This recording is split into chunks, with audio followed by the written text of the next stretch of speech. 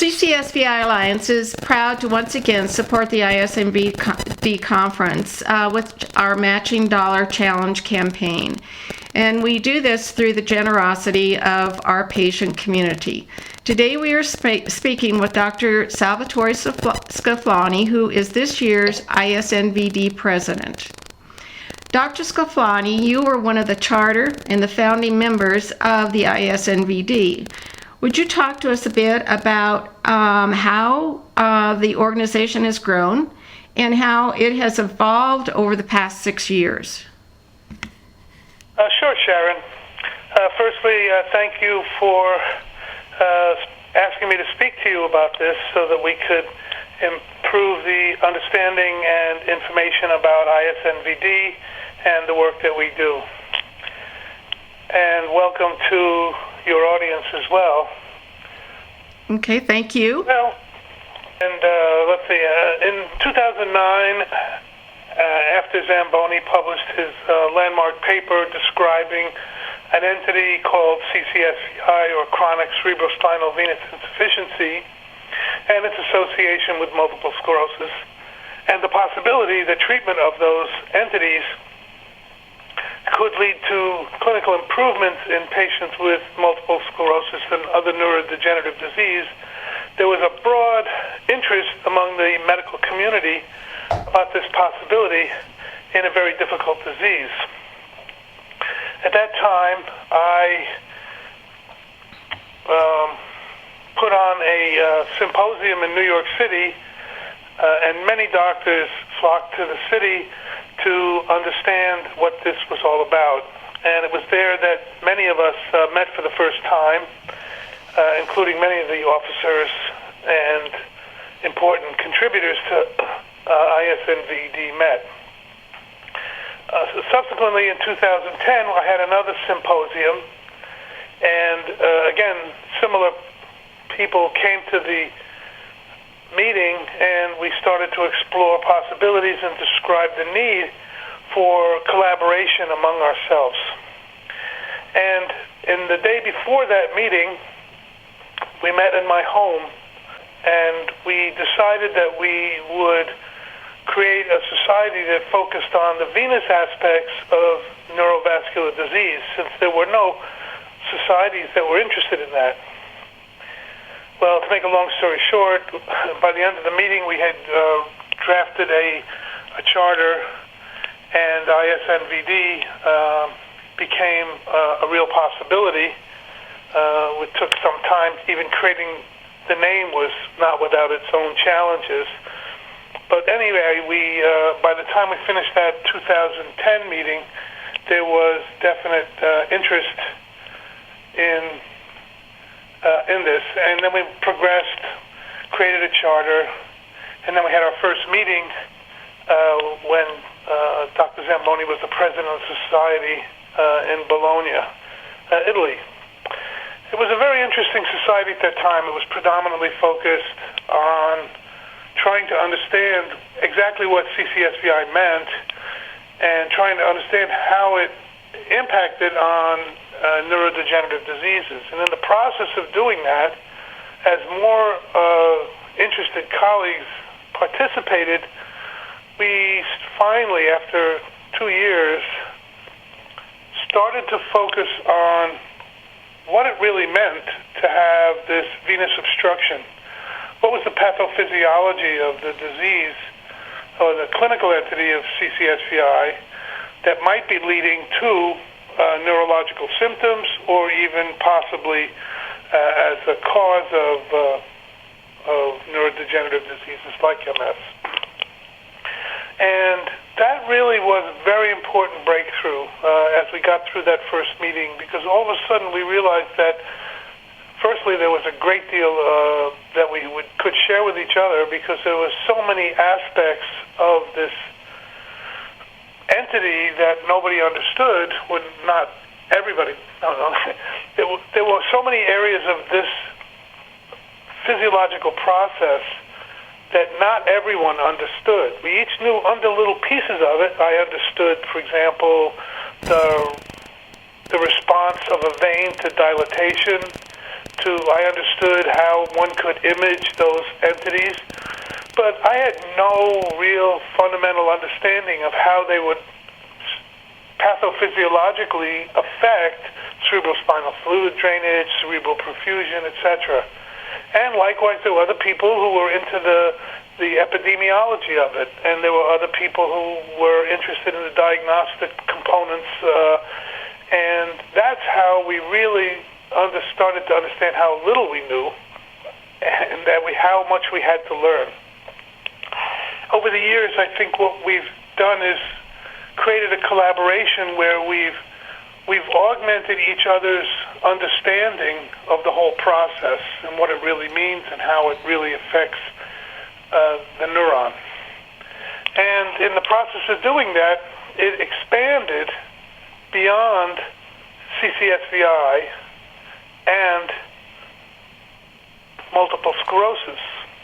Not to the exclusion of those areas, but actually in the augmentation of those areas, because there were other entities that had impact that helped us understand some of the processes in our original focus.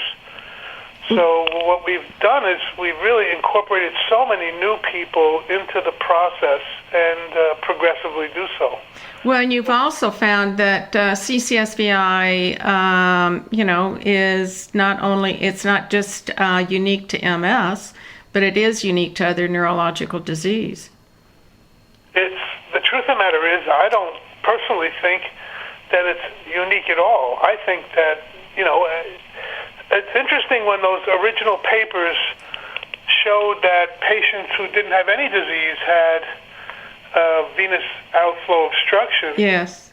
And when that was used to negate the whole concept, it really actually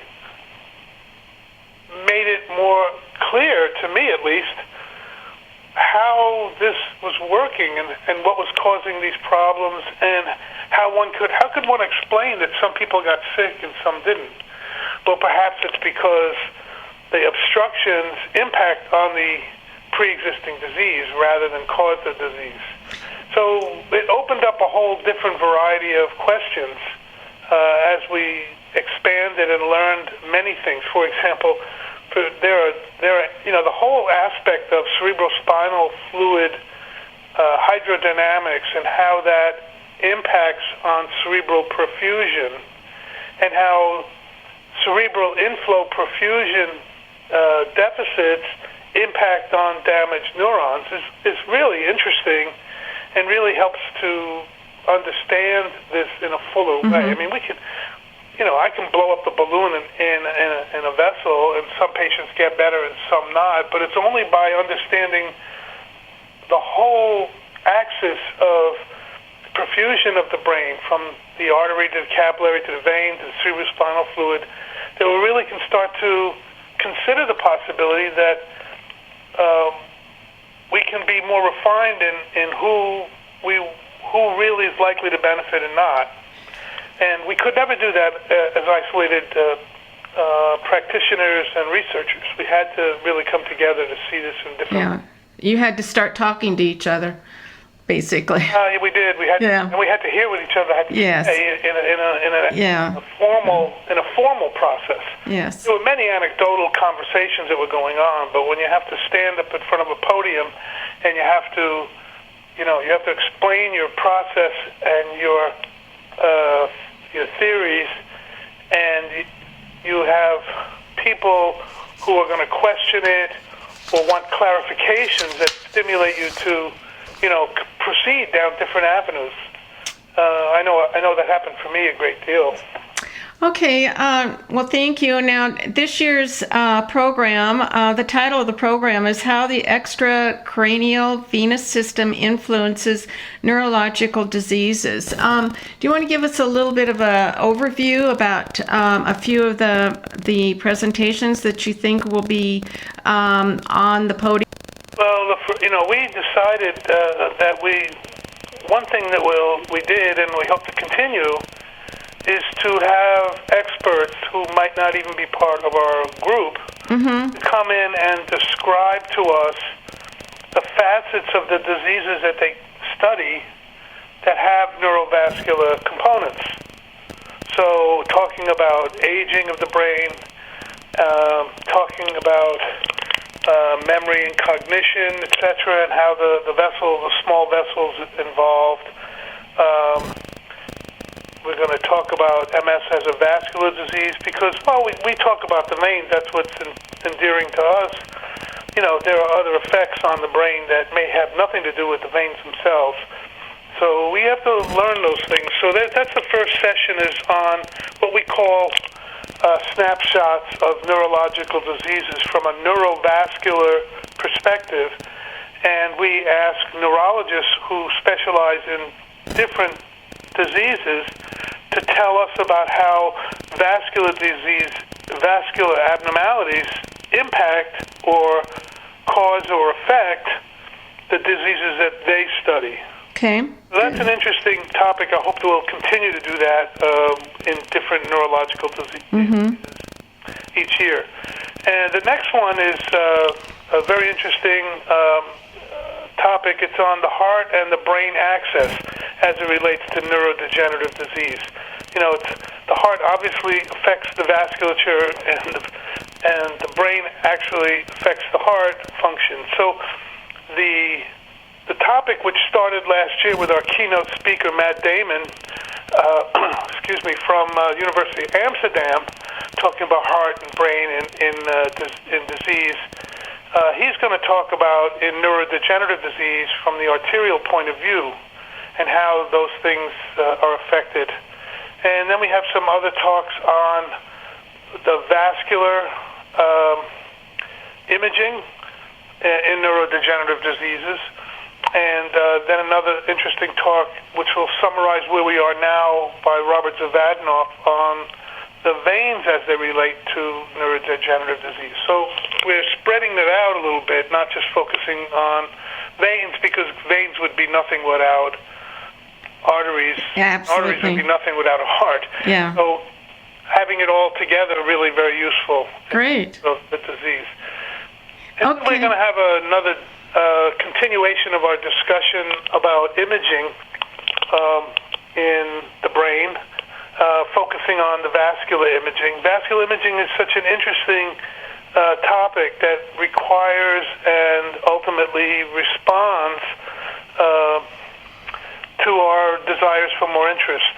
So we want to bring in more of the imaging modalities into our understanding of neurological diseases. And the microvasculature is really challenging to image.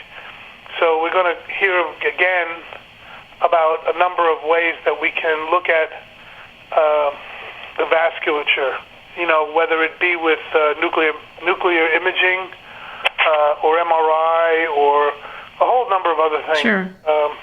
Including metabolic imaging, which is very interesting too. Okay. I don't know much about that, so I'm looking forward to that. You're looking forward and to then after that, this is on the first day of our meeting, we'll have a poster session. We have about 25 posters, which are, you know, late-breaking ideas and research. So what we do is we take about an hour and a half, 2 hours, and we walk around, look at all these posters. They're like snapshot posters, you know, 3 feet by 2 feet. Maybe there could be 2 to 4 of them, and they tell a story. And the audience walks around while each of the presenters who created the poster stands before it, explains what he's done, and then we ask them questions, we critique it, we help them create new research as well as refine what they've actually done there before publication. It's a really enjoyable part of the meeting. It's a walk-around thing, very informal but very rigorous. So we like that a lot. And then after that, we'll take a short break and then have our time with Jonathan Kipnis, and he'll be talking about, you know, the lymphatic system and neurological disease. Yeah. I don't know much about it. I'm really looking forward. It's very interesting. I have heard him speak, and very interesting. Well, listen, I think we need to go along here. What about now? I was interested in the place where you're holding it, the venue. It's the New York Academy of Science. Yes. It's the second oldest scientific academy in the United States. Among its members include several presidents, including Jefferson and I believe Madison. Einstein was a member. Blocking on it. If I think about it, I'll think of some more names. So that, I mean, there's some history there that I think is interesting, and can be, it'll be fun to learn about it also. So it's a really nice venue. It's the first part of the resurrection of the New York World Trade Center area. It's been open it's number 7. It's the first one that was completed and opened, and the New York Academy of Science moved from the Midtown down to the area, which is really hustling and bustling now, and very exciting area. I think it will be a really big tourist area for New York City for a long time to come.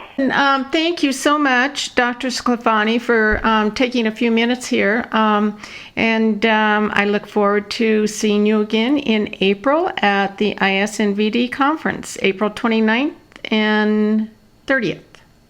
Thank you, Sharon. You are welcome. Thank you. All right, bye.